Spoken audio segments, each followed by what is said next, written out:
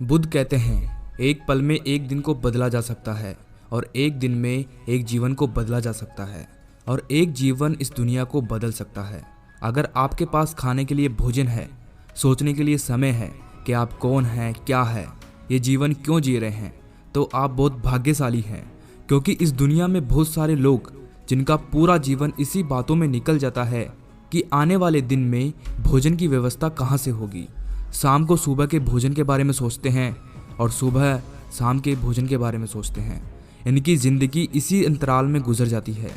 आज हम एक प्रश्न लेते हैं कि यदि हम बुद्ध के बताए जीवन मार्ग को ले लेते हैं, तब हम ना तो सुख कर पाते हैं और ना ही किसी के जाने का एहसास। तब इस प्रकार के जीवन का क्या मतलब रह जाता है। और अगर हम भिक्षु बन जाए और इस संसार की सभी चीज़ों को त्याग कर दें, तब हम क्या प्राप्त करेंगे, हमारी अगली मंजिल क्या होगी।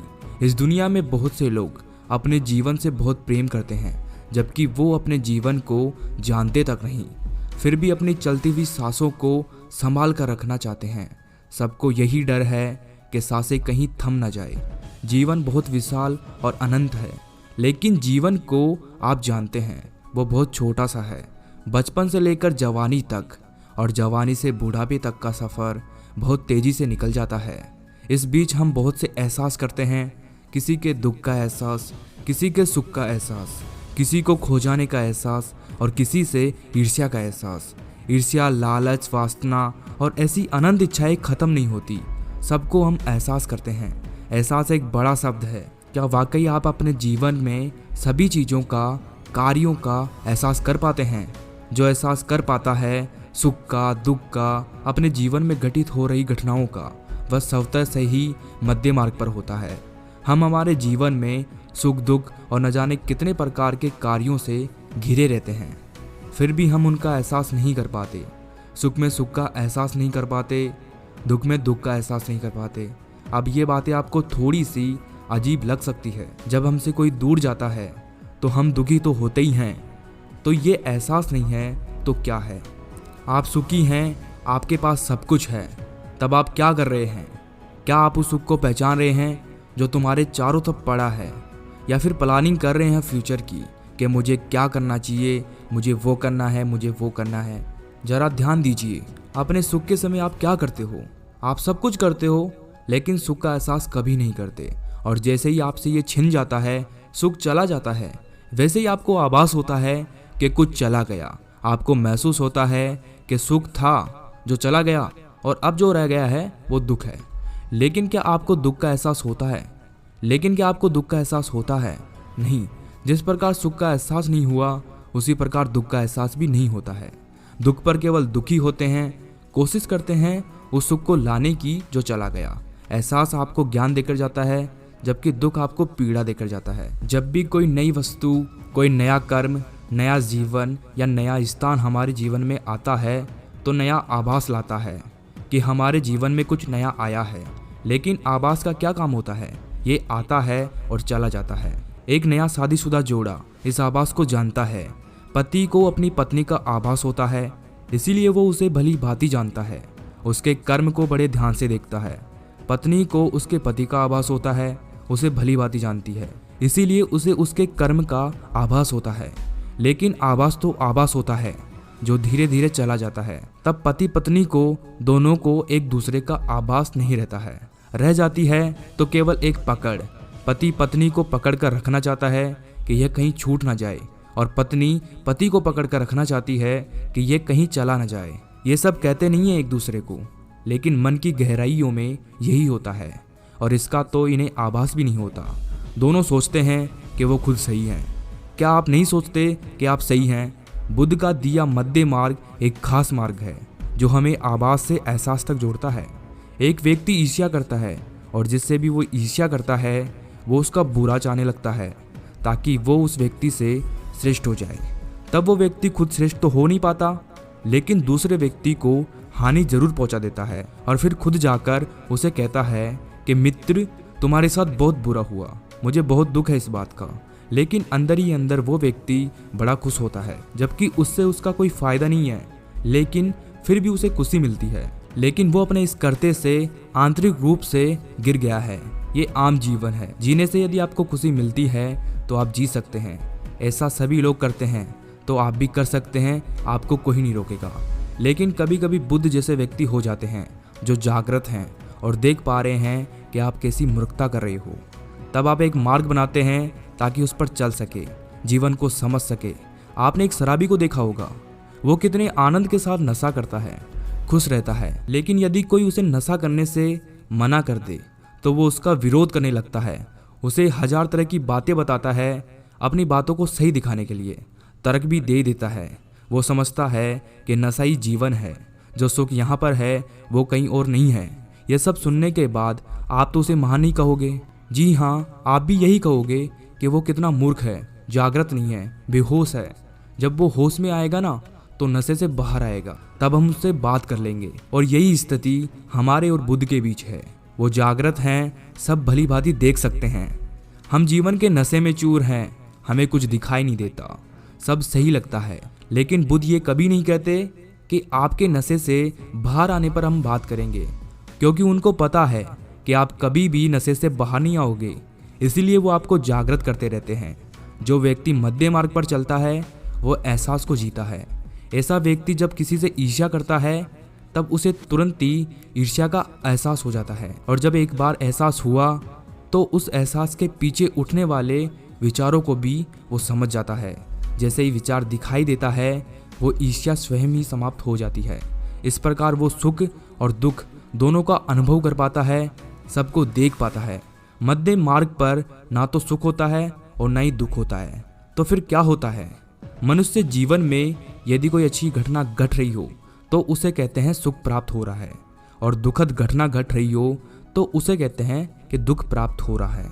और यदि इन दोनों की घटना के बाहर की ओर घटना घट रही हो लेकिन मध्य मार्ग पर चलने वाले पर इसका कोई प्रभाव ना पड़े तो उसे क्या प्राप्त हो रहा है? सुख या दुख? दुख तो नहीं कह सकते। एक तीसरा शब्द आता है आनंद। लेकिन जिन्होंने ये शब्द दिया है आनंद, वो कुछ और कहना चाह रहे थे, क्योंकि वो आनंद को सुख नहीं बता रहे थे, वो किसी और चीज़ के बारे में बात कर रहे थे। हमारी सोच समझ बस इतनी सी है कि हम आनंद को ही सुख समझते हैं। क्या आपने ये कभी सोचा है कि अगर हम भिक्षु बन जाए और संसार की सभी चीज़ों को त्याग कर दे तब हम क्या प्राप्त करेंगे? हमारी अगली मंजिल क्या होगी? आपको कुछ भी नहीं मिलेगा, आपको कुछ भी प्राप्त नहीं होगा। भिक्षु बन जाने से या संसार को त्याग देने से ज्ञान प्राप्त नहीं होता है, समझ उत्पन्न नहीं होती है, बुद्धत्व प्राप्त नहीं होता है। वर्तमान में ऐसे कई लोग हैं जो अलग अलग तरीके से संसार को त्याग चुके हैं, फिर भी संसार के प्रति उनकी कामना में कोई कमी नहीं रहती। वो आज भी ऐसे ही क्रोधित होते हैं जैसे कि संसार में होते थे। वो आज भी ऐसे ही दुखी होते हैं जैसे संसार में होते थे। वो आज भी उतने ही अंधेरे में हैं जितने संसार में थे। केवल वस्त्र और जीवन के तरीकों को बदल देने से हम जागृत नहीं हो जाते।